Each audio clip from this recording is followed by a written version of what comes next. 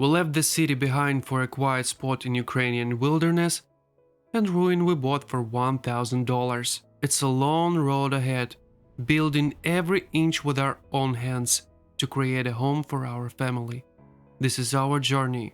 This is build our countryside.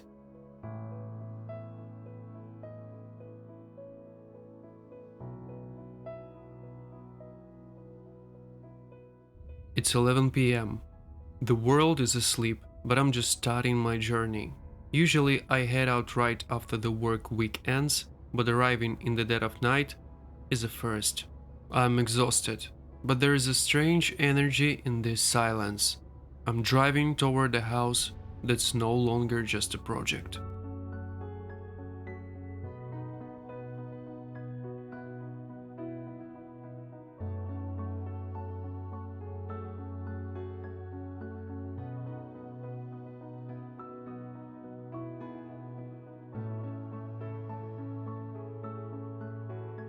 While I was away, my team, Ruslan and my father-in-law Serhiy, have been working tirelessly. The stove is being tiled, the walls are being plastered, and every hour brings us closer to a finish line I once thought was unreachable.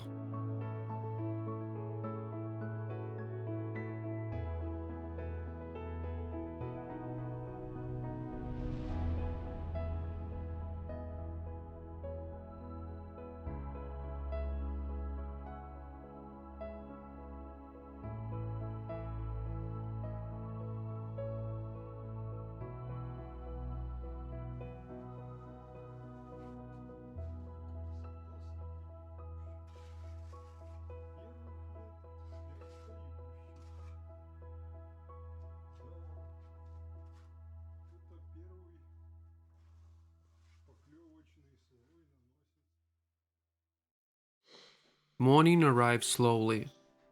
I wake up to the sound of my dog quietly eating nearby, a simple, domestic sound that grounds me. As I walk through the rooms, something has shifted. For months, this place felt like a ruin, a skeleton of life long gone, but today it starts to feel like a home.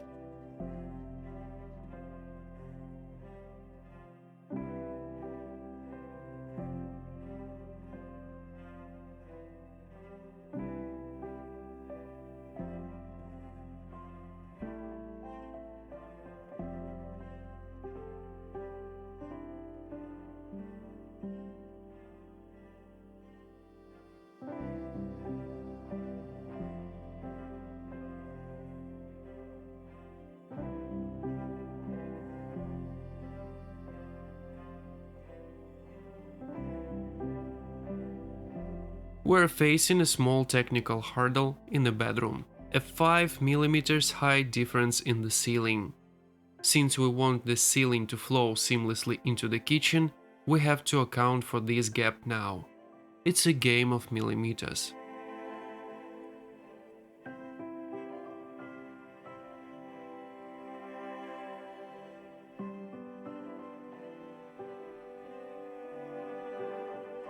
While Serhiy continues tiling the stove, I'm diving into the kitchen's electrical layout.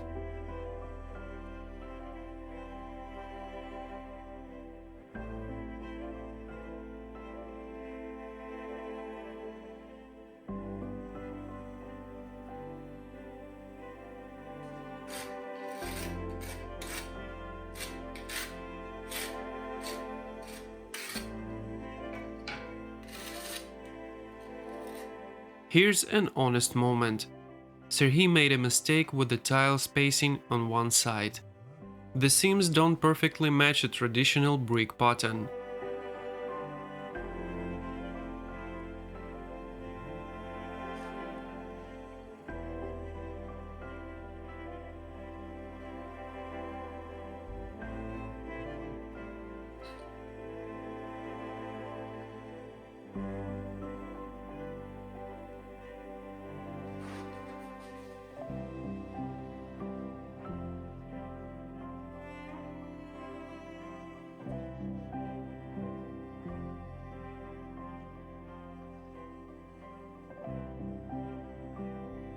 In the beginning I worried, but then I realized this house isn't a museum. After a while, I stopped even noticing the glitch. It became a part of the story.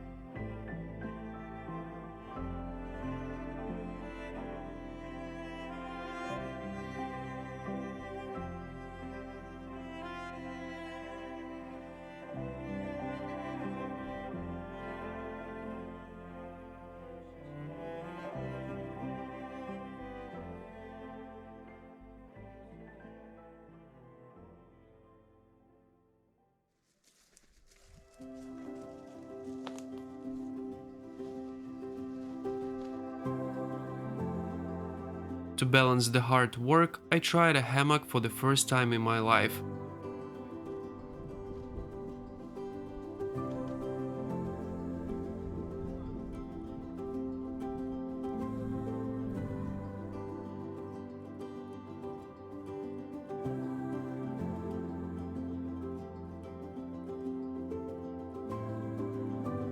It was perfect, until the sun decided to stare me right in the eyes, forcing a quick relocation.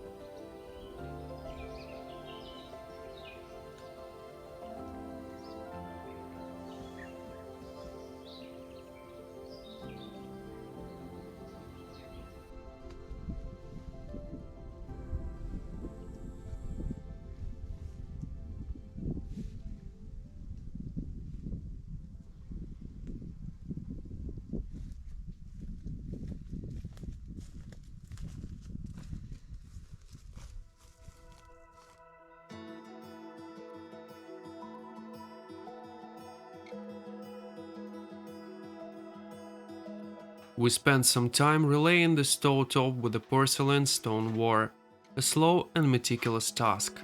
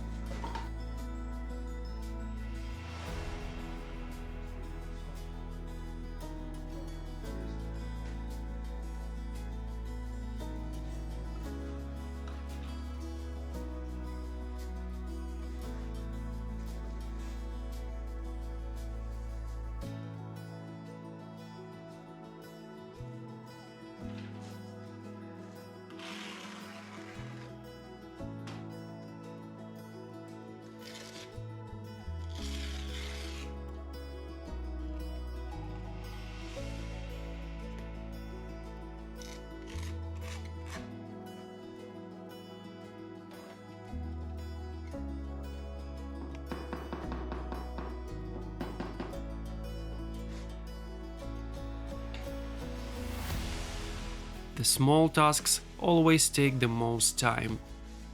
Before we knew it, the day had slipped away, and the air began to change.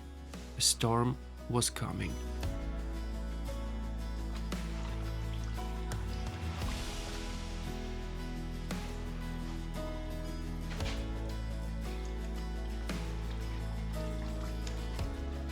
To add the final touch of future warmth, I'm installing one more wire line for a hidden LED around the stove.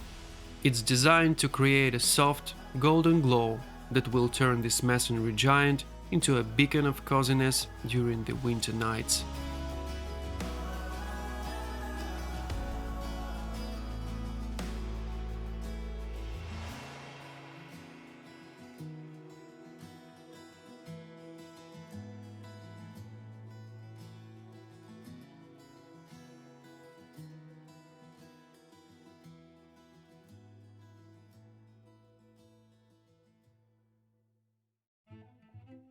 We climbed the high hill near our land to watch the weather roll in. As we made our way up the hill, we pushed through the same thickets where we once explored and found echoes of the past. Shards of pottery, old tools, and remnants of forgotten buildings. Life thrived here long ago, but now time and nature have reclaimed it all.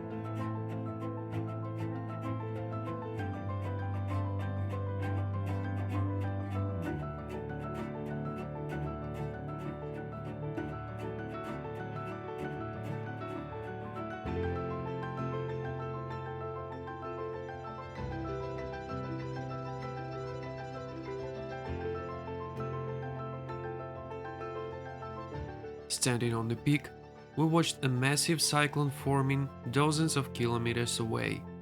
We were right on the edge of its power. The air held that heavy, electric atmosphere that only exists before a downpour.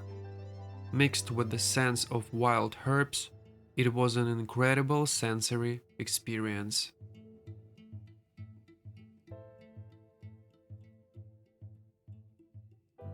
We sat in silence, drinking tea, feeling the electrical freshness before the deluge.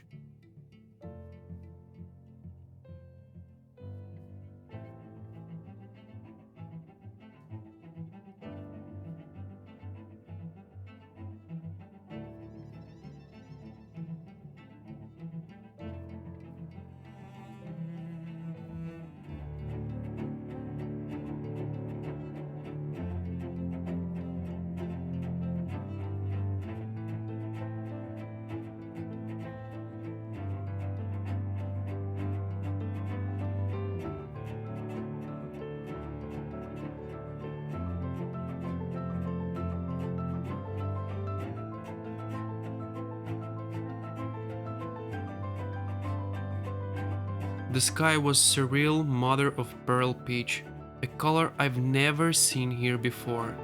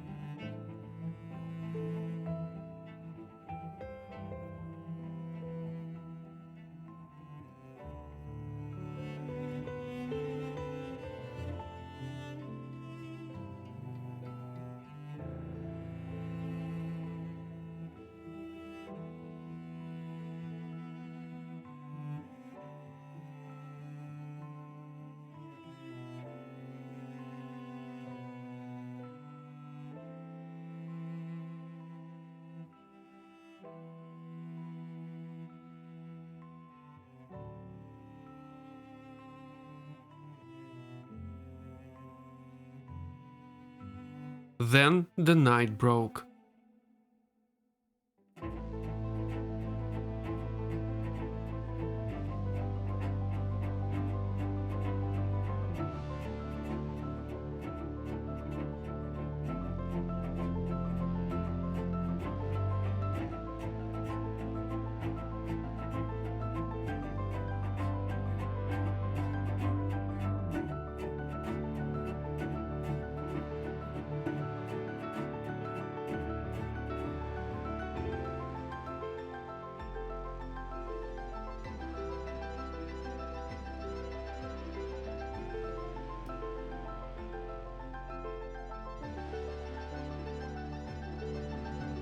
It was a masterpiece of nature's power, lightning that turned night into day, howling winds, and relentless downpour.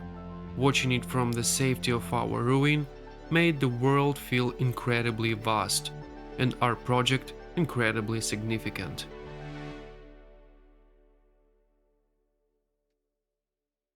The morning after the storm, I realized you don't need expensive gear to capture magic.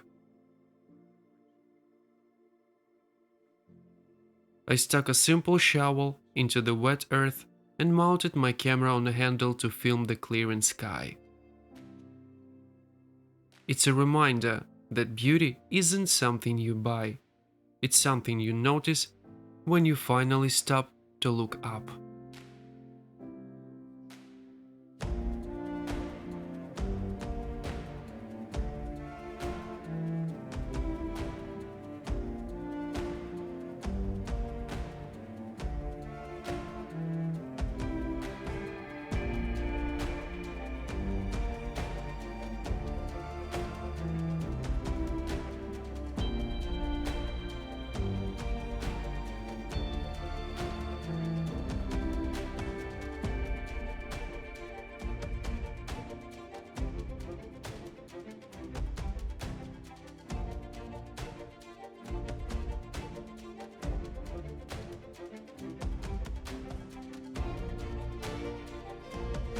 While the clouds danced, we get back to work. I'm wiring the electrical panel, Serhi is finishing the tiles, and Ruslan is applying one more layer of plaster.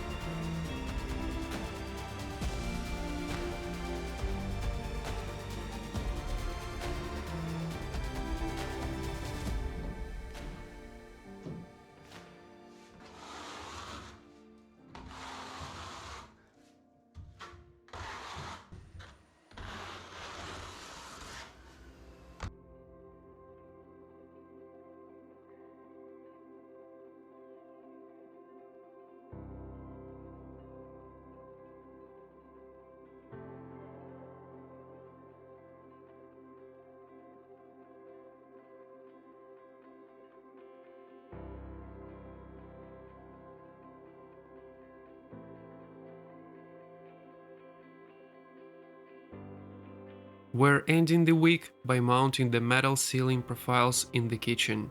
Another step soon to be covered in life.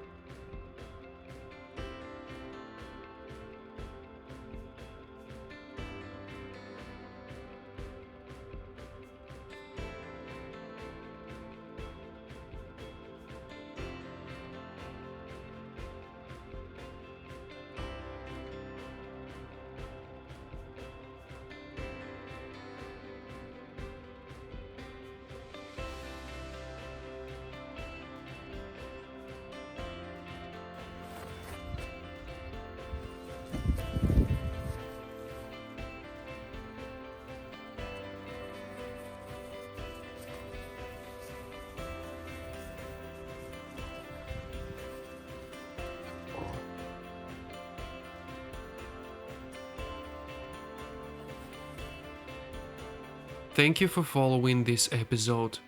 If you want to see how we got here, check out our full year 1 movie. Subscribe, and I'll see you in the next one.